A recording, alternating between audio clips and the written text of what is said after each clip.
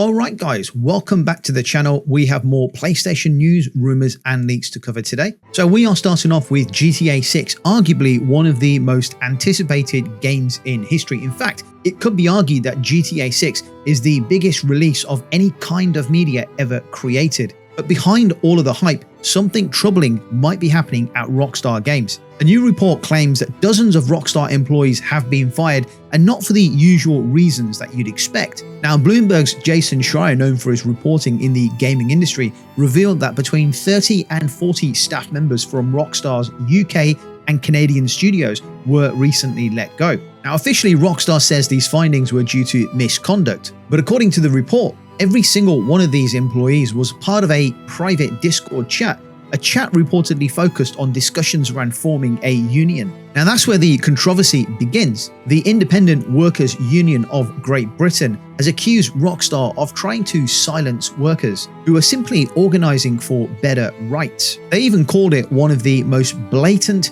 and ruthless acts of union busting in gaming history. Now, Rockstar's parent company, Take-Two Interactive, has pushed back against these claims, insisting the dismissals were purely for gross misconduct. But when dozens of people are fired at once, and all of them are connected to union discussions, it's hard not to wonder, is that really just a coincidence, or is there something else afloat? This is especially surprising because Rockstar has mostly avoided the big waves of layoffs that have hit the gaming industry over the past couple of years. Take-Two, on the other hand, wasn't so lucky. Back in 2024, they cut about 5% of their workforce, saying it was part of a plan to streamline operations. It's a reminder that even some of the biggest, most successful studios are not immune to workforce tension and industry pressure. And for the people behind the scenes, the artists, the designers, and the developers, it raises a serious question. When the people who make our favorite games feel unsafe or unheard, what does that mean for the future of gaming?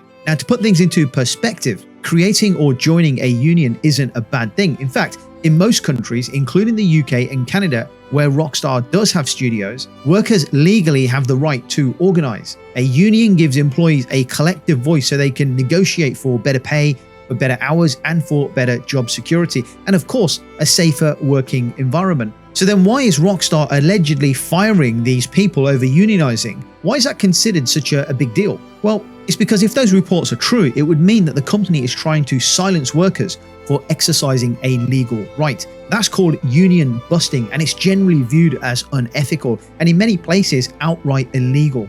And this is why that matters. Big companies like Rockstar or Take-Two have a lot of control over pay, working schedules, and workloads, sometimes referred to as crunch in the gaming industry. A union helps level that playing field by giving employees a collective voice. If workers are scared that they'll get fired just for talking about a union, that balance disappears. The gaming industry is notorious for what's called crunch culture, long hours, late nights, and burnout during game development. Many developers see unions as a way to fight back against those harsh conditions. When a studio fires people for something like this, or even appears to, it does damage the trust. Other employees start to wonder if they'll be punished next. It creates a fear, not loyalty within the business. So to put it simply, the bad part isn't that the workers wanted to start a union. It's that the allegations of union busting, if they're true, that the workers were then punished for it. That's the bad part. And that's what has sparked the outrage about these dismissals. I have a feeling this is not the last we're going to hear about these dismissals at Rockstar Games. Now, while we're on the subject of Rockstar, the Grand Theft Auto series has always been one of those rare franchises that feels like an event every single time a new game is announced. It doesn't matter how long the wait is, when Rockstar Games drops even a hint about the next GTA, the entire internet lights up. But have you ever stopped to wonder why that is? What is it about GTA games that makes people lose their minds with excitement even years before the game is actually released? Recently, Rockstar co-founder Dan Houser gave an interesting answer to that question during an interview on the Lex Fridman podcast. Houser goes on to say that the secret behind GTA's lasting excitement isn't really about the hype or the controversy, it's about time and patience. And according to Dan Houser, Rockstar never rushes a GTA game to the market. They take their time, sometimes a lot of time, because they want to ensure each entry feels fresh and unique, and not just a rehash of the previous game. And when you think about it, that approach does make sense. I mean, the last GTA game, GTA 5, That came out in 2023. We're now talking about GTA 6, which isn't even set to release until May 2026. That's a 13-year gap between mainline games, an entire generation of players growing up in between these GTA franchises. Hauser goes on to say that every GTA game feels different because Rockstar is always trying to evolve the series instead of sticking to one formula. Sure, the core idea stays the same. At the end of the day, it's about crime, it's about power and chaos. But the way you experience that story always changes. Each title brings something new to the table. If you think about it, GTA 3 gave us the first open world experience of its kind. And then Vice City brought that neon 80s vibe with arguably one of the best soundtracks in gaming history. And then we move on to San Andreas, which pushed boundaries with character customization. Remember the gym workouts?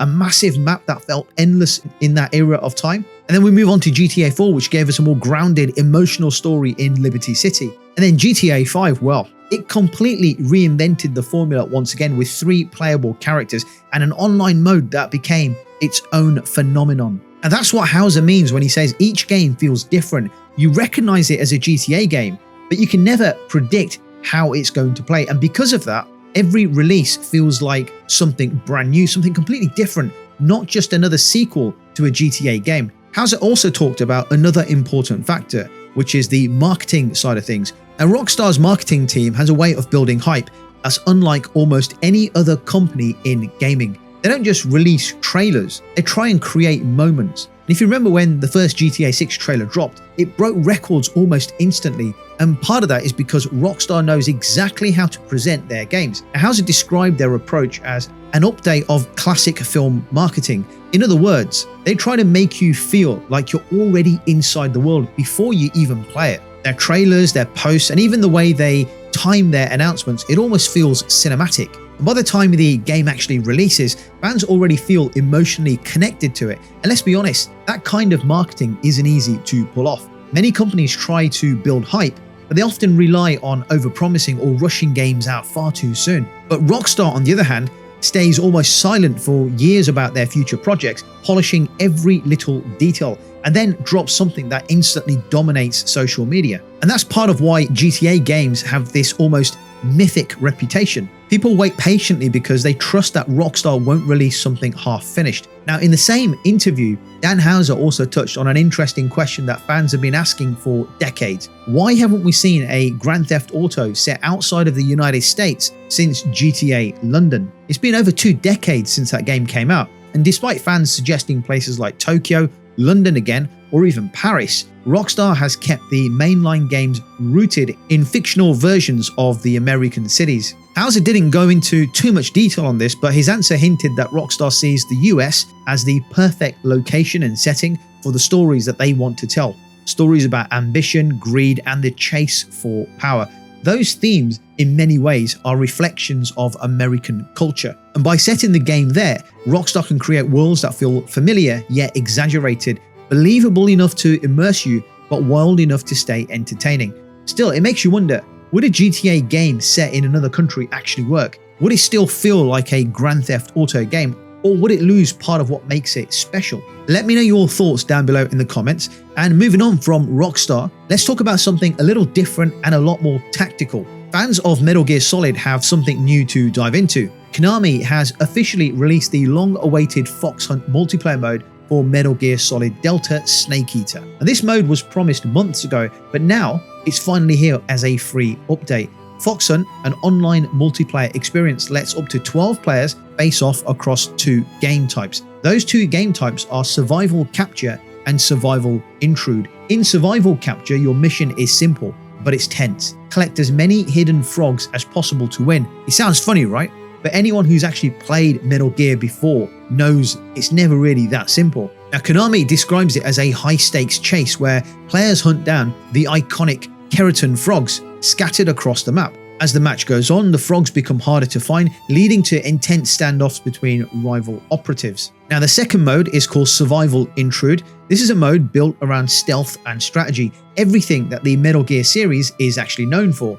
Players have to sneak through multiple phases of missions using stealth tactics to stay alive as the safe zone shrinks over time. Now, every player gets a special cameo suit which can instantly adapt its camouflage to blend in with the environments. You also get access to something called Naked Sense, which helps detect nearby enemies and items, giving you that classic Metal Gear blend of tension and paranoia. Now, this update brings a lot of energy back to the Metal Gear community. Metal Gear Solid Delta has been reviewed, with many calling it a solid but safe remake of the original classic. It's not reinventing the franchise, but it's a faithful way to experience the PlayStation 2 classic with smoother visuals, modern control systems, and that signature stealth gameplay that defined a generation. So now, with Fox Hunt finally out, fans get more than just nostalgia. They get a reason to jump back in with their friends and test their skills all over again. Now, given how many multiplayer games have lots of players playing simultaneously in those maps,